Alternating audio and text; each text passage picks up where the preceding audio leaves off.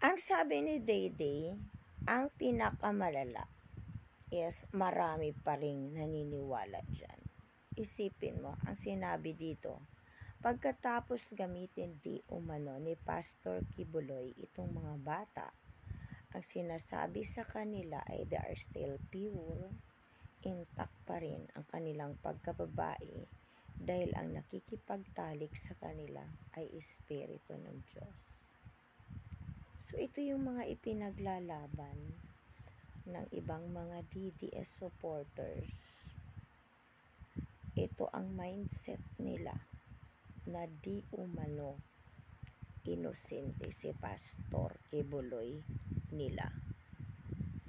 Kung ikaw ba ay isang biktima, hahayaan mo bang i-open sa public ang kwento ng buhay mo kung ito ay gawa-gawa lamang? Kaya ng konsensya ng mga sumusuporta kay Kibuloy? Hindi lamang ang mga KOJC member ha, dahil matik na yon, nauto sila sa maling pagsamba, sa maling pagrespeto ng huwad na propeta, huwad na tao. Pero nagtataka ako kung anong connection ng mga DDS supporters upang ipagtanggol pa si Kibuloy. Isang nasa isip ko, just because si Duterte ay long-time friend ni Kibuloy. Diba? Na si Duterte ang ginawa pang ang administrator hanggang February of 2025. Unless baguhin ni Kibuloy yun at i-extend. So kung titingnan natin ang bawat hibla ng sitwasyon, bakit ang mga DDS supporters ay pilit ipinagtatanggol si Kibuloy? Sa kadahilanan talaga na kaibigan siya ni Duterte? So how come i-claim nyo mga DDS supporters na mahal nyo nga ang Pilipinas dahil kay Duterte? Dahil siya lang ang di umano para sa inyo ang may malasakit sa bayan. So masasagot nyo ba ako kung pati ang pagtatanggol kay Kibuloy ay isa din bang pagmamalasakit sa bayan? Parte din ba yan para maipakita nyo nagmalasakit si Duterte sa bayan? O sa sariling interes niya? Hindi nyo ba naiisip? May board members of course ang KOJC. Bakit sa labas kumuha ng administrator ng property ng KOJC? Ipagpalagay na lang natin is just because according to them, may hawak si Duterte sa Pilipinas. May sinabi ang mga Duterte sa Pilipinas, lalo na si Rodrigo Duterte. 'Di ba? Pero yun ba? Dun ba tayo babase na ginagamit ni Duterte ang kapangyarihan niya kahit hindi na naaayon sa batas? Yan ba ang klarong pagmamahal sa bansa na pilit niyong ginigiit at sinusuportahan nang di ko maintindihan kung ano pa ang rason? Puro kayo Duterte lang ang sakalam. Nakakatawa na kayo actually. Na pati ang issue ni Kibuloy ikinokonek nyo kay Duterte.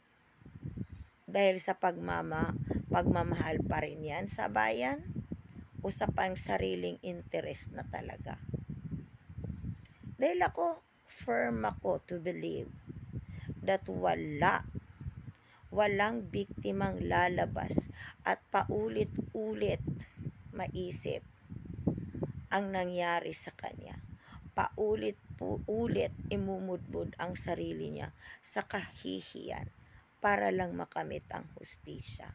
Tas sasabihin ninyong hindi totoo at iyan ay aligasyon lamang. Ilagay nyo nga ang sarili ninyo, mga DDS supporters. I am focusing more sa mga DDS supporters dahil matik na yan. Pag KOJC members ka, talagang nautok ka. Diba? Hinahayaan na nga ng iba na mag-iikot sa kalsada, magbibenta-benta na kung ano utap, kung ano-anong ballpen, 'di ba? Na may iba pa nga nanlilimos all over the world para ibigay kay Kibuloy ang karaniang daig pa ang prinsipe. So, pinaniniwalaan ninyo na siya nga ang may hawak, ang may-ari ng mga kaluluwa ninyo. So, paano nangyari yan? Nakulong ang may-ari ng sanlibutan.